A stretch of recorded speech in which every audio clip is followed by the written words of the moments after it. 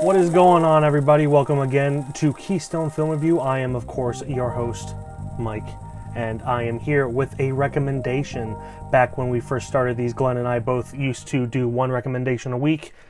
That became too much to do. We kind of were in over our head, if you will.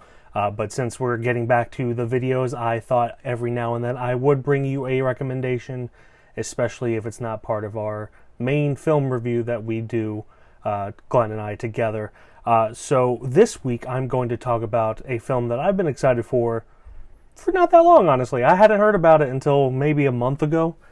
Charlie Kaufman's I'm Thinking of Ending Things. Jake, my boyfriend. It's snowing. Winter is coming in. We have a real connection, a rare and intense attachment. I've never experienced anything like it. I'm thinking of ending things. Huh? What? Charlie Kaufman is mainly a screenwriter. I think he's only directed 4 features up to this point, and a lot of his films are kind of trippy and cerebral, existential. It just kind of focuses on the mentality of humanity, and this is absolutely no exception. I'm sure many of you, even who aren't aware of Charlie Kaufman, have seen his films. We've talked about Synecdoche, New York on our podcast before. He's also done Eternal Sunshine of the Spotless Mind, Anomalisa, and he wrote Being John Malkovich. He didn't direct Being John Malkovich, but he definitely wrote it. He's written a lot of others, adaptation. He's a really renowned writer, has directed a few things, and this I was really intrigued with because when it was advertised, it definitely comes off as Charlie Kaufman mixed with an Ari Aster-esque horror, where it's more relationship-related horror than anything else. For those of you who are expecting that and are only looking for that, you will most likely be disappointed. While this definitely fits into the horror genre, it is more of an existential horror than it is blood, guts, cult, family, creepiness horror. It is mainly just about how time moves very quickly and focuses more on the horrors of aging, if you will.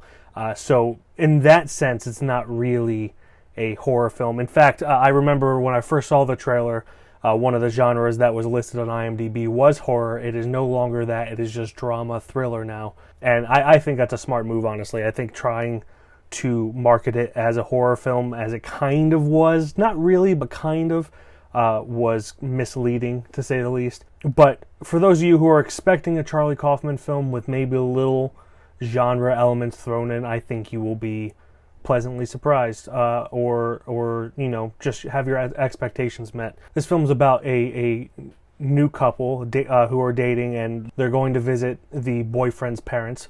Boyfriend is played by Jesse Plemmons.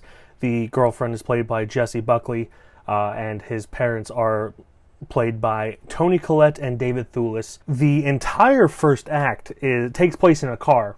First off, it's essentially a really long dialogue scene between the couple, and it is remarkable in how the anxiety is built up just from the dialogue alone.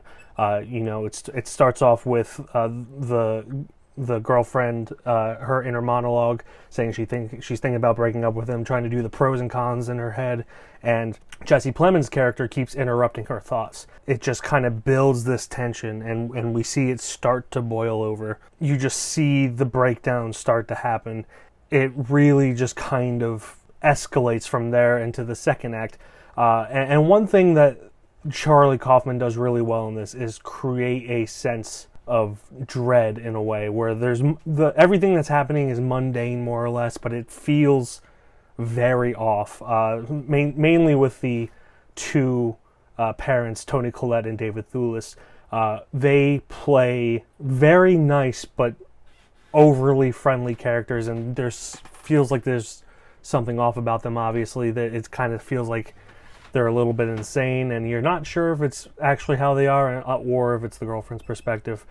And then the film kind of turns into kind of a version of Mother, directed by Darren Aronofsky, but without the crack cocaine.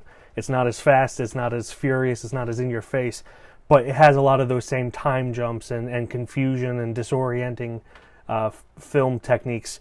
And where I think this film excels is the creation of that kind of depressive nature that we're watching the main character, played by Jessie Buckley, fall into. She is incredible, Jessie Buckley. She grabs your attention from the get-go and doesn't let go.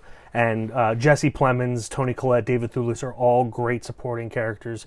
And it's a fascinating examination of kind of the anxiety that comes with growing older. Something that I feel like a lot of people tend to forget. And the whole thing is very kind to growing older as well, where it's showing how terrible it is, but trying to take the fear away, trying to normalize it in a way through Jessie Buckley's character's reaction to what's going on. I can see that this film is probably going to divide the audience. It's going to be one of those films where you're either going to love it or you're going to hate it, and I don't think there's going to be much in between. As I said, the first act is mostly in a car. The third act is also mostly in a car, and it's portrayed more as a stage play, where it kind of intertwines that, where a lot of the themes within are that of a stage play, to the point where some people in old makeup are like high school stage old makeup, and you can obviously tell that it was meant to be that way, and it isn't just cheap makeup. It's an incredibly well acted and well written. Charlie Kaufman, known for his writing. The dialogue in this is insane at how interesting it is. You know, there a lot of dialogue, you kind of just like, oh, they're just talking, you know, wake me up when things start to happen. But the dialogue said in this, every single line is important. Every single line has a purpose. It's very poetic. They quote poetry a lot in it, but it works, and it creates its own meaning from said poetry.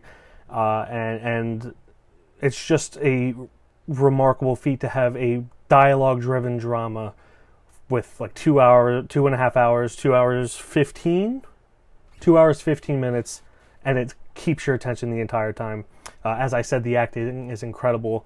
Most notably Toni Collette, who I hope now with the lack of releases coming out because of this pandemic, that the Academy recognizes Toni Collette, because she is phenomenal in this. Toni Collette's great in everything she's in, but this feels different. This, along with Hereditary. Hereditary was up on a whole other level for her, and so does this.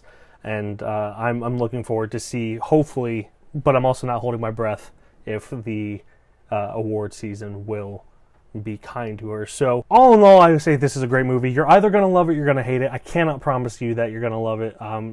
There's going to obviously be a few people that are about it. It's got beautiful cinematography, great writing, great acting. The film itself is just gorgeous to look at, with the colors and the set design and just the performances in general. It is a great film that feels like a play in a way. And I highly recommend I'm Thinking of Ending Things on Netflix now, so check it out. If you want to, leave a comment down below. Tell me what you thought about this if you have seen I'm Thinking of Ending Things. What's your favorite Charlie Kaufman film? Jesse Plemmons, what's your favorite performance by him? Toni Collette. Let's talk about everybody. Comment down below what your favorites are from these people, and I will answer them as quickly as I can. Thank you everybody for watching, and I will see you in the next video.